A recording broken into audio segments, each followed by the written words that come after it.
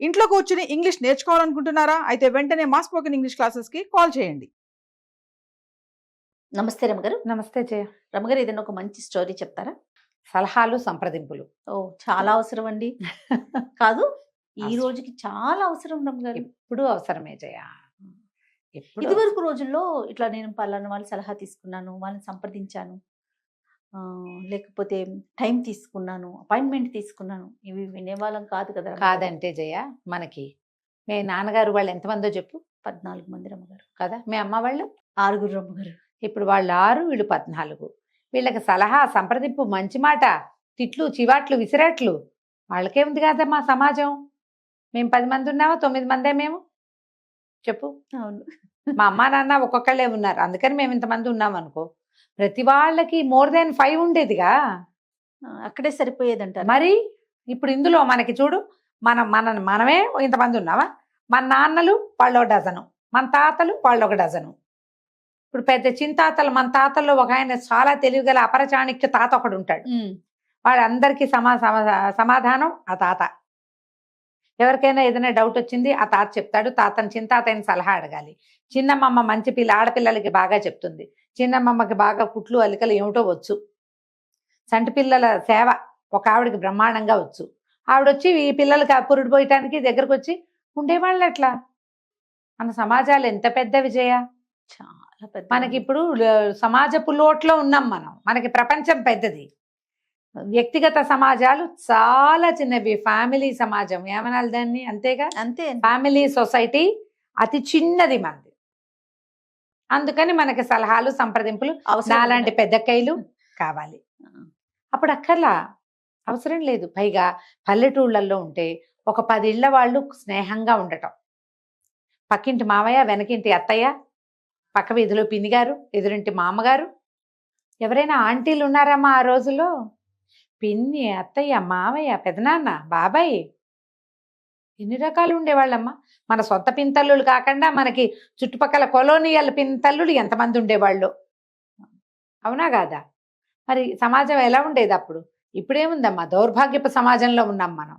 నిజమే రమగారు. ప్రతి చోట రూపాయి ఖర్చు పెట్టందే మనకు సలహా, సంప్రదింపు కూడా రాదు. అదే కదా. మంచి మాట రాదు. ప్రతిదానికి ఖర్చు పెట్టాలి మనం. అవునా కాదా? కాబట్టి ఆ కాలం వేరు, ఇది వేరు. ఇప్పుడు అడుగుతున్నాం మనం సలహాలు, కార్పొరేట్ ఐడియాస్ అవన్నీ కూడా మనం సలహాలు తీసుకుంటున్నాం. పెయిడ్ ఐడియాస్ ఉన్నాయి. సలహా సంప్రదింపుల మీద ఒక కథ. ఒక పల్లెటూరులో ప్రదీపుడని ఒక మోతుబరి రైతు ఉండేవాడు. భార్య, కుమారుడు, కుమార్తె, బాగుండేది, సంపన్నుడు. అయితే వేరే ఏదో ఊరు నుంచో లేదా ఒక పట్టణం నుంచో, చిన్న సైజు పట్టణం నుంచో వీళ్ళ పెద్ద సైజు గ్రామానికి కుటుంబంతో సహా తరలొచ్చాడు కుముదుడు. వచ్చి పక్కన ప్రదీపుడు పక్కింట్లో చేరాడు. ఒకరోజు ప్రదీపుడు ఇంటికి వచ్చి, నేను మీ ఊర్లోకి వచ్చేసాను, ఇక్కడ ఉండబోతున్నాను, నువ్వు చాలా తెలివిగలవాడని అందరూ చెప్తున్నారు, మరి ఇక నుంచి నీ సలహా సంప్రదింపు నాకు తప్పకుండా కావాలి, నీ సలహాలతో ఈ ఊర్లో సెటిల్ అయ్యి జీవితాన్ని ముందుకు తీసుకెళ్లాలనుకుంటున్నా, ఇక్కడ స్థిరపడాలనుకుంటున్నాను అన్నాడు. పకాలను నవ్వి ప్రదీపుడు ఏమన్నా, నేను సలహాలు గిలహాలు చెప్పను, ఎవరి పద్ధతి ప్రకారం వాళ్ళు వెళ్ళాలి ముందుకి, నా రకంగా నేను వెళ్తా, నీ రకంగా నువ్వు వెళ్ళు, సలహాలు అవి నేను చెప్పను అన్నాడు. కుముదుడు అన్నాడు, దాందేం పోయింది, నీకు సలహాలు నువ్వు చెప్పకపోతే నేను చెప్తానుగా అన్నాడు. పక్కపక్కన ఉంటున్నావు, ఆ మాత్రం చేదోడు వాదోడుగా ఉండాలిగా, నీకు సలహాలు సంప్రదింపులు నేను చెప్తానన్నాడు. అంటే దానికి ప్రదీపుడు ఏమన్నాడు, నేను ఇతరుల సలహాలు కూడా తీసుకోను, నేను ఏనాడో ముగించుకున్నా, ఎవరికి చెప్పను, ఎవరి దగ్గర సలహా తీసుకోను, నా పద్ధతి ప్రకారం నా జీవితం నేను ముందుకు తీసుకెళ్తా, నాది నేనే ఆలోచించుకుంటా, బలువో సులువో, నా కష్టమో నిష్టమో నేనే పడతాను, అంటే నువ్వు వద్దన్నా నేను మానలే అని అన్నాడు కుముదుడు.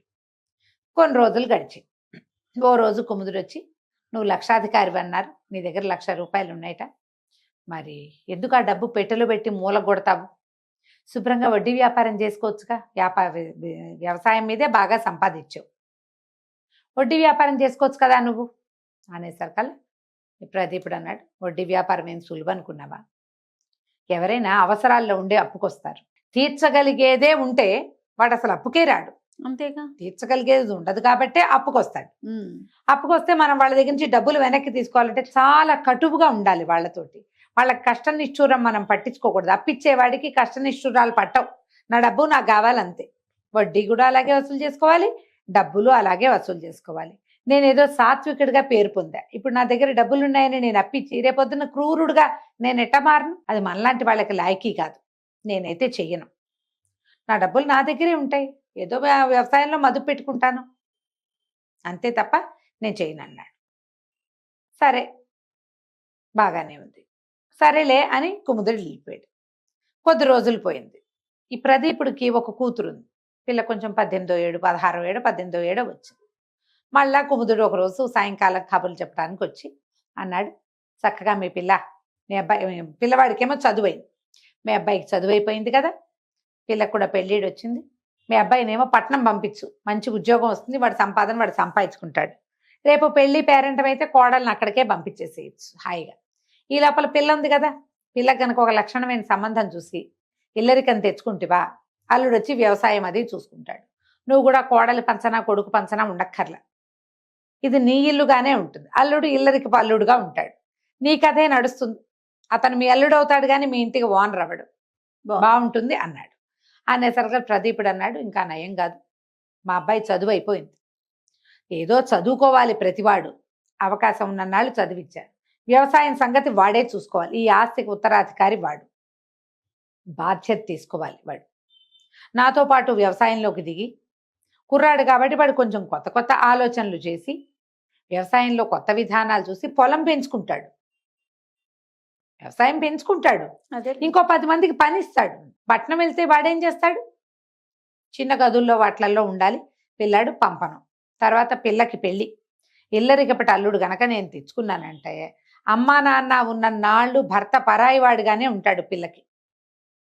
ఓ పెళ్లి చేస్తే భార్యాభర్త ఒకటిగా ఉండాలి. మా ఇంట్లో మహారాణిగా ఉంటుంది మా అమ్మాయి, యువరాణిగా ఉంటుంది, అల్లుడు చుట్టంగా ఉంటాడు. వాళ్ళిద్దరికీ భార్యాభర్తల బంధం ఎట్లా పొసుగుతుంది? పొసగదు. పిల్లని ఇల్లరికం తెచ్చుకునే ఉద్దేశం లేదు.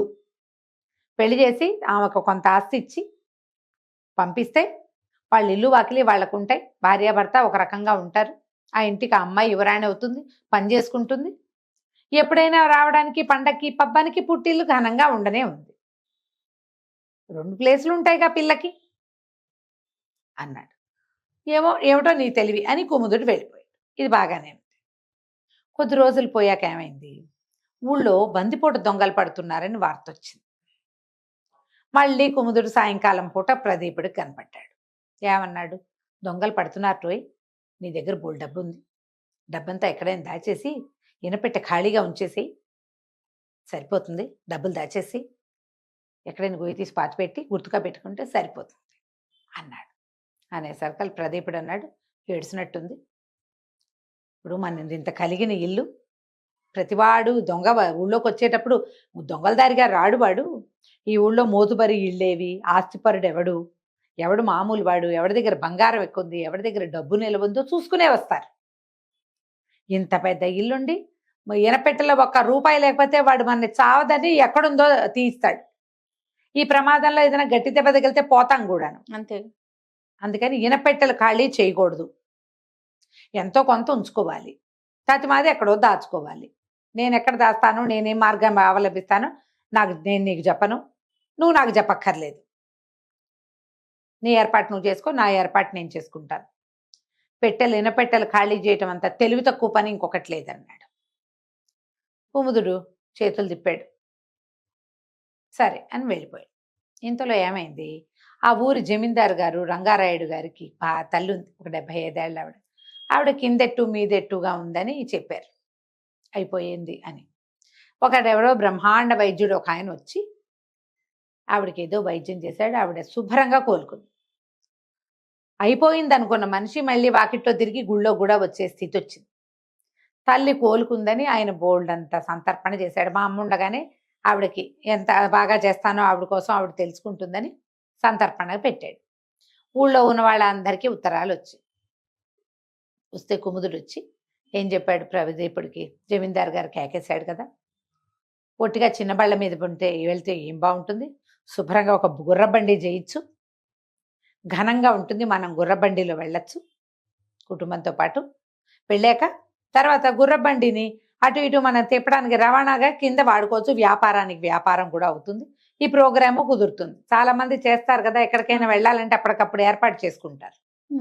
అనేసరికల్లా ఇతను అన్నాడు ప్రదీపుడు, నా వల్ల కాదు, జమీందారు 100 మందిని పిలిచాడు, అందులో మనం ఒకళ్ళం. ఈ గొప్పకు పోవాల్సిన అవసరం ఏముంది? అవసరం లేదు. పైగా ఈ గుర్రబండి మనకేమైనా అలవాటా పడా? వ్యాపారస్తులు, నేనేమో వ్యవసాయదారుణ్ణి. ఈ గుర్రాలు, దాని మాలిష్లు, దాని వ్యవహారాలు నాకు అవంతా తెలియవు. దాంతో వ్యాపారం చేయడం నాకు చేత కాదు. నేను ఆ పని పెట్టుకోను. ఆయన పిలిచాడు కాబట్టి వెళ్ళొస్తా, సామాన్యంగా వెళ్తాను అనేసరికల్లా కుముదుడు చిరాగ్గా అన్నాడు, సామాన్యం అంటావు, నువ్వు వెళ్తే మరి ఆడాళ్ళని ఎట్లా తీసుకెళ్తాం? మన దారిన మనం వెళ్ళాలంటే మీ ఇంట్లో ఆడవాళ్ళని తీసుకొస్తావేమో, నేను కూడా మా వాళ్ళని తెద్దామనుకున్నాను, నువ్వు మరి ఇట్లా అయితే ఎట్లా అన్నాడు. అనేసరికి నేను అసలు మా ఆడవాళ్ళనే తీసుకురాను, మా పిల్లని అక్కడ నలుగురిలో చూపించే ఉద్దేశం లేదు నాకు, నేను ఒక్కడనే వెళ్తా సింపుల్గా, ఏదో జమీందార్ గారింట్లో ఇవ్వటానికి ఏదో బహుమతి తీసుకుని వెళ్ళొస్తాను అనగానే కుముదుడు విసుక్కున్నాడు, నువ్వు మీ ఆవిడని పిల్లల్ని తేపోతే నేను కూడా తేలేను, మా వాళ్ళని కూడా తీసుకురాలేను, నువ్వు ఎప్పుడు ఇలాగే అంటావు, మీ ఆవిడ రాకపోతే మా ఆవిడ రాదు, నేను నీతోటే రావాలి, సరే పదన్నాడు. ఇద్దరు ఏదో సింపుల్గా బయలుదేరి అక్కడికి వెళ్ళారు. తీరా అక్కడికి వెళ్తే ఆయన ఎంతమందినో పిలిచాడు.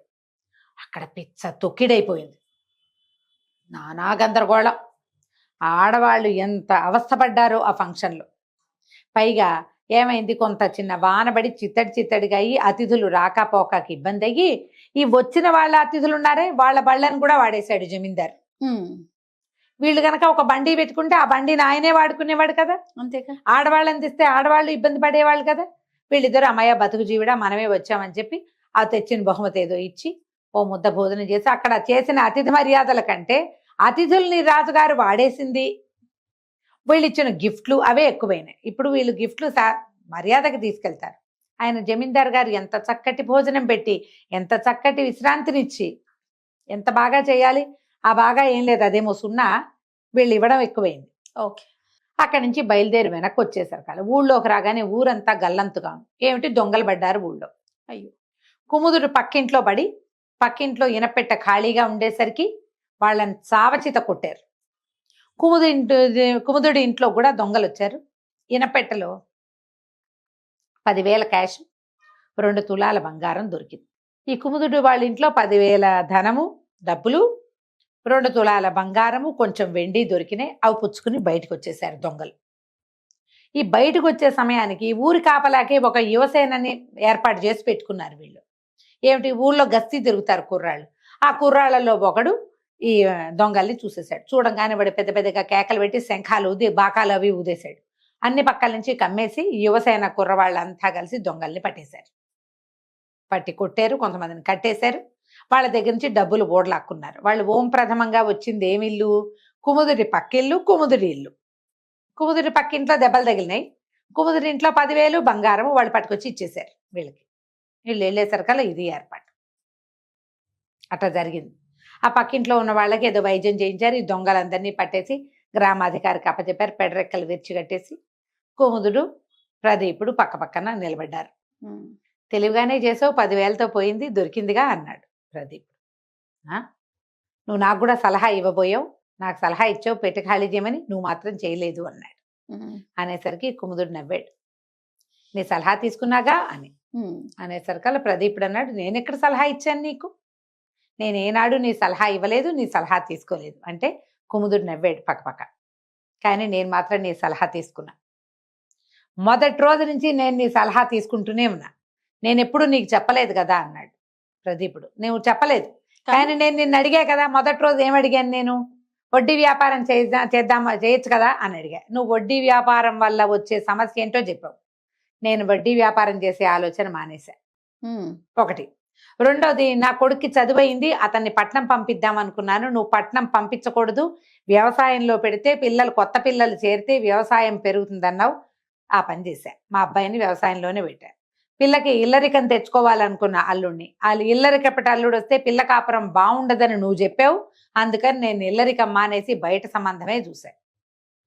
డబ్బులు ఎక్కడ పెట్టాలి అని నేను నిన్ను అడిగాను. ఇనపెట్టి ఖాళీ చేయమని నేను నీకు చెప్పా, కానీ నువ్వు అది కాదు, కొంత డబ్బు ఉంచి మిగిలింది దాచాలన్నావు. నేను కేవలం 10,000 నుంచి 90,000 దాచిపెట్టాను. నాకు చెప్పొద్దన్నావు, నేను నీకు చెప్పలేదు. అన్ని సలహాలు ఆ, తీసుకున్నాడు. అక్కడి నుంచి జమీందారింటికి ఎలా వెళ్ళాలో బండి నువ్వు వద్దన్నావు, భార్య బిడ్డల్ని తీసుకెళ్ళొద్దన్నావు, సింపుల్ గా వెళ్ళాలన్నావు, నువ్వన్నవే నేను పాటించాను. నేను నీ సలహా తీసుకుంటూనే ఉన్నా. ఏం చేయను అని నిన్ను అడగల, ఇది చెయ్యి అని నీకు చెప్పా. చెయ్యొచ్చో కూడదో, చేస్తావో చెయ్యవో నువ్వు చెప్పావు నాకు. ఇది సలహాయేగా. ప్రదీపుడికి నవ్వొచ్చింది. ఊరి నీ కడుపుడక నీకు ఎన్ని తెలివితేటలు అంటే, అవును మరి నువ్వు నేను ఇరుగు పొరుగు ఉన్నాం, అన్నదమ్ముల్లాగా పక్కపక్కన ఉన్నాం. మా ఇంట్లో అక్కడికి నువ్వు, మీ ఇంట్లో అక్కడికి నేను రావాలి. ఒకళ్ళనొకళ్ళు సలహా సంప్రదింపులు చెయ్యాలి. నువ్వేమో సలహా సంప్రదింపు చేయనన్నావు. నాకు కావాలి, అందుకని నేను నా ప్రతి ఐడియా నిన్ను చేయమని చెప్పా.